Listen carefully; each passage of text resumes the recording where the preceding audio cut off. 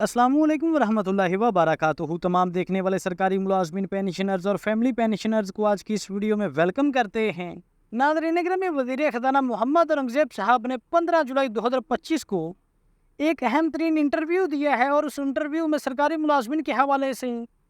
Budget 2025-26 में सरकारी मुलाजमीन की तनख्वाह और पेंशन में इजाफे के हवाले से और सरकारी मुलाजमीन को दिए जाने वाले रिलीफ के हवाले से जनाब वज़ीर ख़ज़ाना पाकिस्तान ने बड़ा ही अहम तरीन बयान जारी किया है।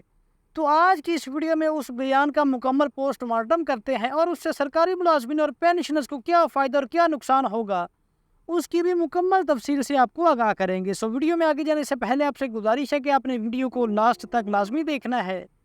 और अगर वीडियो अच्छी लगे तो वीडियो को लाइक और चैनल को लाजमी सब्सक्राइब कीजिएगा। चूँकि सैलरीड क्लास की बात होती है तो जो कुछ हमारे से हो सका, फिजिकल स्पेस मिल सकी, तो उसमें जो टैक्स की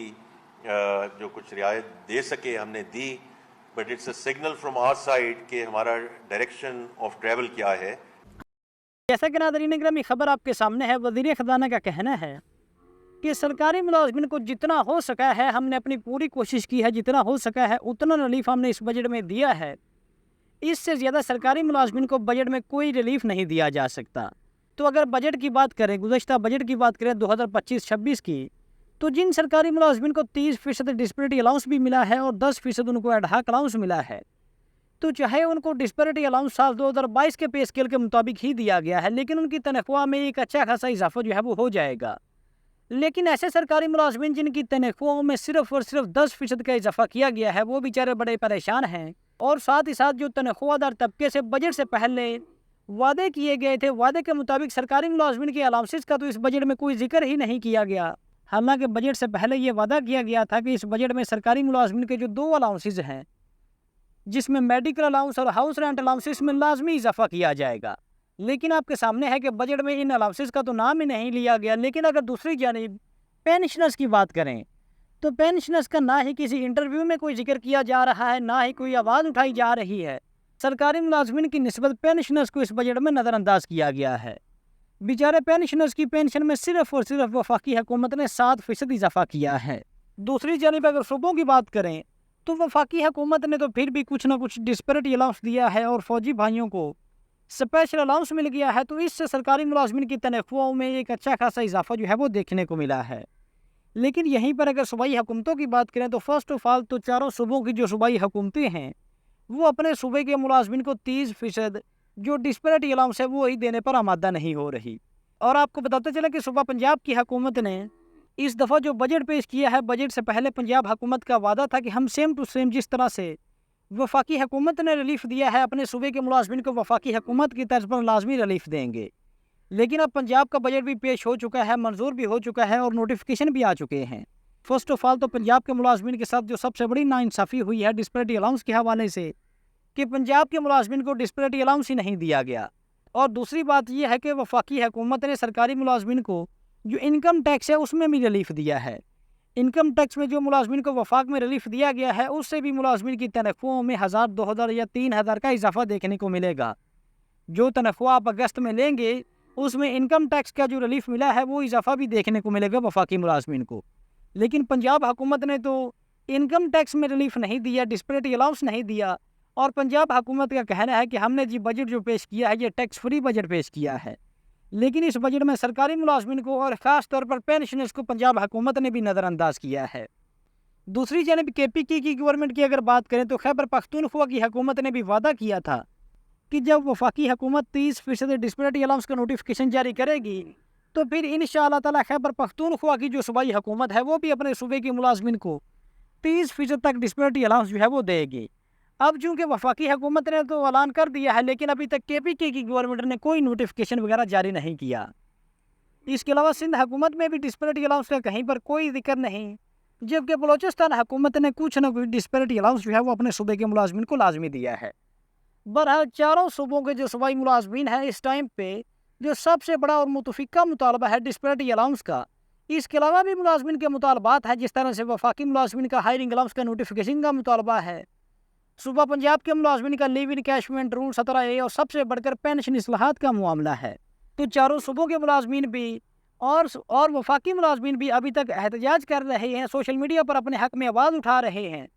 اور ملازمین کی جو نمائندہ تنظیمیں ہیں جس میں سب سے بڑھ کر جی رحمان علی باجوہ صاحب ہیں، وہ بھی ملازمین کے حوالے سے پوری کوشش کر رہے ہیں کہ ملازمین کو،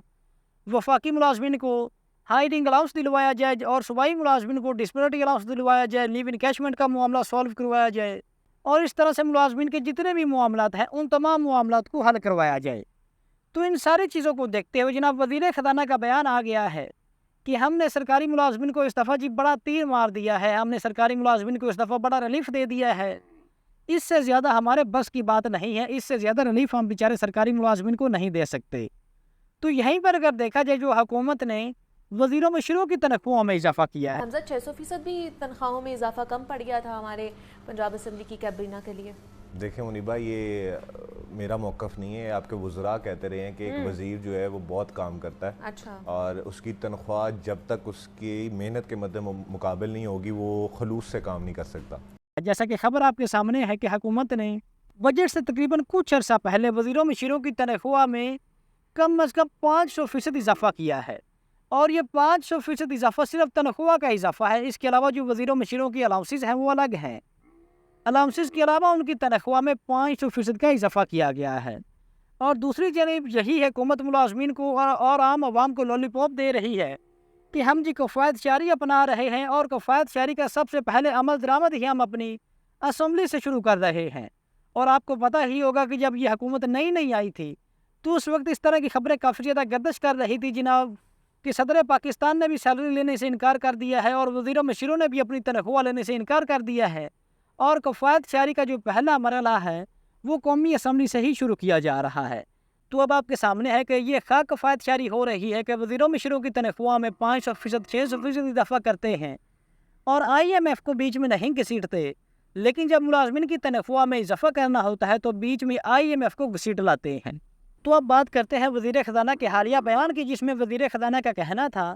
کہ ان مشکل حالات میں بھی ہم نے سرکاری ملازمین کو 10% ایڈہاک الاؤنس کا اضافہ دیا ہے۔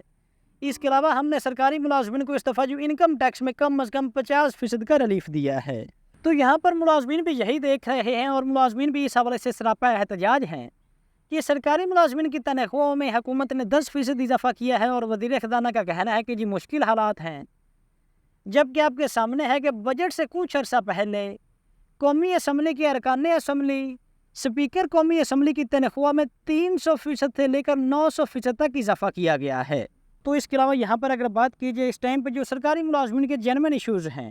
اور اس حوالے سے سرکاری ملازمین سراپا احتجاج بھی ہیں، اور ملازمین جلد از جلد ان کا حل بھی چاہتے ہیں، تو اس میں سب سے پہلا اور بڑا مطالبہ ڈسپلٹی الاؤنس کا ہے، جو کہ ہم نے ڈسکس بھی کیا ہے ابھی ریسنٹلی،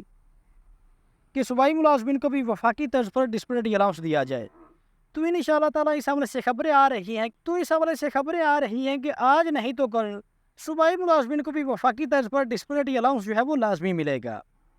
اس کے علاوہ جو انکم ٹیکس پرانی سلیب بحال ہو چکی ہے پہلے ہی بجٹ میں،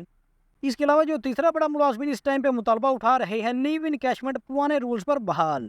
یعنی کہ لیو انکیشمنٹ کے جو نئے نوٹیفیکیشن جاری کیے گئے ہیں اس میں ترامیم کی گئی ہیں، ان کو ختم کر کے پرانے قوانین بحال کیے جائیں۔ اس حوالے سے بھی ملازمین سراپا احتجاج ہیں، اور اس کے علاوہ جو پینشن رولز پرانے بحال کیے جائیں، جو پینشن اصلاحات کی گئی ہیں، پینشن کے قوانین میں امینڈمنٹ کی گئی ہیں،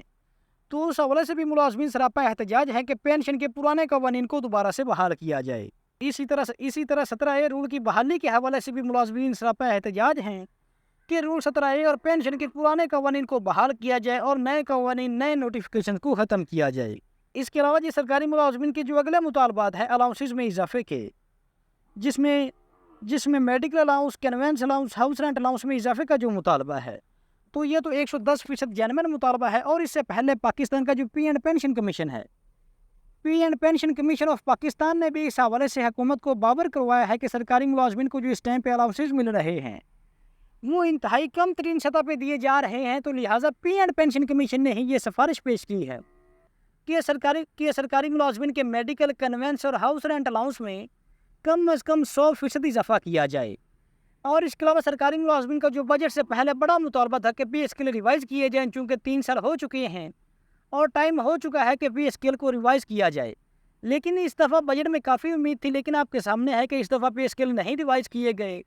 تو سرکاری ملازمین کا یہ بھی بڑا مطالبہ ہے کہ پے اسکیل کو جلد از جلد ریوائز کیا جائے اور جو اضافے ہیں وہ ریوائزڈ پے اسکیل کے مطابق دیے جائیں۔ تو ناظرین گرامی، یہ تھی ہماری آج کی ویڈیو۔ اگر ویڈیو اچھی لگی ہو تو ویڈیو کو لائک اور چینل کو لازمی سبسکرائب کیجیے گا۔ تو حاضر ہوتے ہیں ایک نئی ویڈیو لے کر۔ اللہ حافظ۔